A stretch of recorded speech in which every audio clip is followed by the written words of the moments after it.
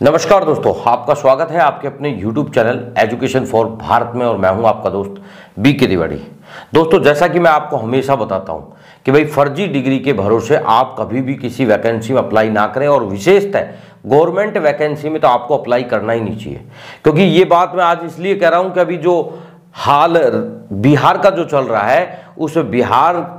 कि BPSC जो भर्ती अभी शिक्षक भर्ती करा रही है उसमें ऐसे कई सारे मामले अब सामने आने स्टार्ट हो गए हैं जो डॉक्यूमेंट वेरिफिकेशन के टाइम पाए गए हैं कि कई विद्यार्थियों ने किसी जुगाड़ उगाड़ करके डिग्रियां ले ली है और उन्हें लगाकर फॉर्म अप्लाई कर दिया और यहां तक कि उन्होंने उस टेस्ट को क्वालिफाई भी कर लिया। अब टेस्ट को क्वालिफाई होने के बाद जब डॉक्यूमेंट वेरिफिकेशन की बात आई तो पता लगा कि उनके डॉक्यूमेंट ही फर्जी हैं। और इस चीज को बड़ी गहराई से लेते हुए जो बिहार सरकार है उन्होंने अभी एक नोटिफिकेशन जारी किया है। नोटिफिकेशन मैं आपको दिखा देता हूं स्क्रीन पे, ये देखिए, ये स्क्रीन पे जो नोटिफिकेशन है, इस नोटिफिकेशन में साफ बिहार सरकार ने स्पष्ट कर दिया है उन विद्यार्थियों को लेकर कि जो शिक्षक भर्ती जो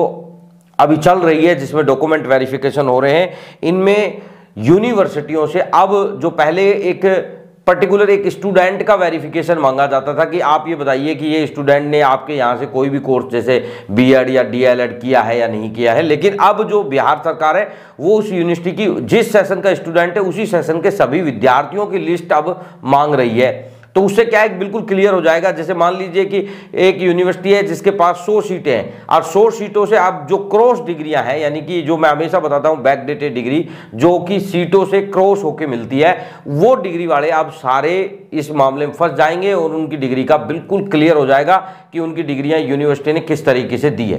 तो जैसा कि मैं आपको हमेशा बताता हूं, बैकडेटेड डिग्री के भरोसे जो आप लोग आंख मीच कर जो भरोसा करते हैं कि साहब फलाने आदमी ने कह दिया है कि वो बिल्कुल 100% जेन्युइन देगा या फिर सर वो तो हमारा कोई करीबी है, हमारा मिलने वाला है, तो अब उन लोगों की शामत आ गई है। इससे क्या होगा कि दो चीजें बिल्कुल अच्छे से क्लियर हो जाएगी। एक तो कि यूनिवर्सिटी में जो लोग ये कहते थे कि सीटें जो है वो उनकी कोई लिमिट नहीं होती है, अनलिमिटेड देते हैं, तो वो चीजें क्लियर हो जाएगी। दूसरी बात जो मैं आपको बार बार कहता हूं कि सीटों से क्रॉस जाके जो यूनिवर्सिटियां डिग्रियां दे रही है, अब उनकी जो लिस्ट जब आएगी और उनमें जो क्रॉस होके जो डिग्रियां हुई है उनका नाम उनमें मिलेगा नहीं और इस वजह से वो बहुत ही आसान तरीके से वो लोग इस पूरे मामले में फंस जाएंगे। और यहां तक कि सरकार ने भी बड़ा कड़ा एक्शन लिया है इस पे।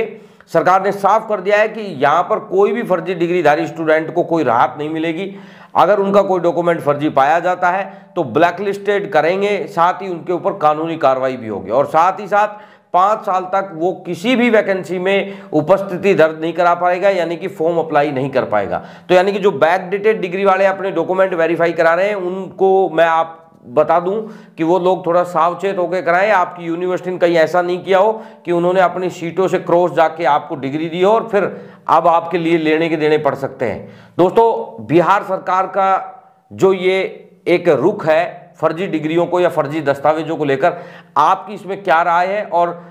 आप इसमें क्या समझते हैं, इस वीडियो के कमेंट सेक्शन में जरूर बताना।